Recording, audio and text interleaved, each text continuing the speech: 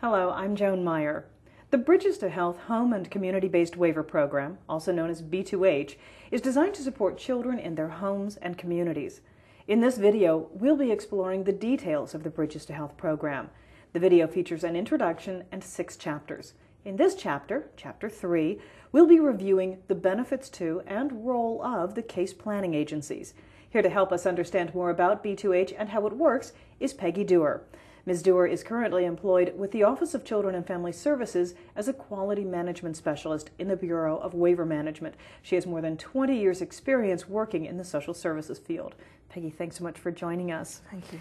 Studies regarding the effects of foster care placement on the health of children reveal more than half of children in foster care have one or more mental health disorders, including an incidence of post-traumatic stress disorder that is 5 times that of the general population. 60% of children in foster care exhibit developmental delays and at least one chronic medical condition. A quarter of the children have 3 or more chronic conditions. The trauma that children and youth may have experienced before coming to residential care frequently creates a set of common needs. Peggy, what are some of these common needs that we might see in children in foster care? Well, children in residential care and youth entering residential care need highly specialized treatment for co-occurring conditions. Some of these conditions include sexual reactivity, substance abuse, and trauma. And who does B2H serve? B2H serves children in foster care or under the Division of Juvenile Justice and Opportunity for Youth Community Services supervision, diagnosed with serious emotional disturbance, developmental disabilities, or medical fragility. Once enrolled in B2H, a child may continue to receive services post-foster care up through age 21 as long as they're otherwise eligible.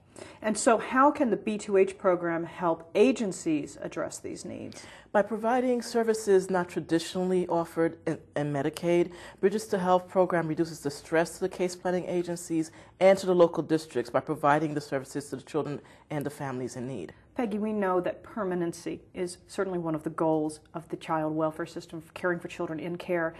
How do B2H services help the case planning agency with permanency planning? One of the big ways that B2H does that is that B2H can provide services not just to the child, but to the families. This includes birth families, foster families, and pre-adoptive families. The services can extend beyond foster care through age 21, and this can be a valuable resource to stabilize a child when they're put in a permanent setting. B2H brings a healthcare expert into the lives of the children and the families, and this person, who's known as a healthcare integrator, serves as a partner to the child welfare case planner. The healthcare integrator can't provide foster care services to the family or to the child, but they have been able to provide additional services not traditionally available through the foster care system.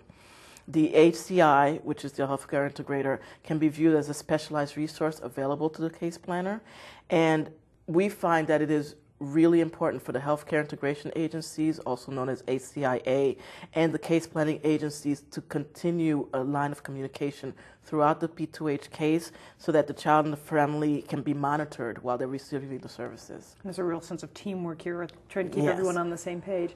Well, Peggy, thanks so much for being with us. That brings us to the end of Chapter 3, Benefits to and Role of the Case Planning Agencies. In Chapter 4, we'll review what are the services and how are they implemented. Part 1, Healthcare Integration.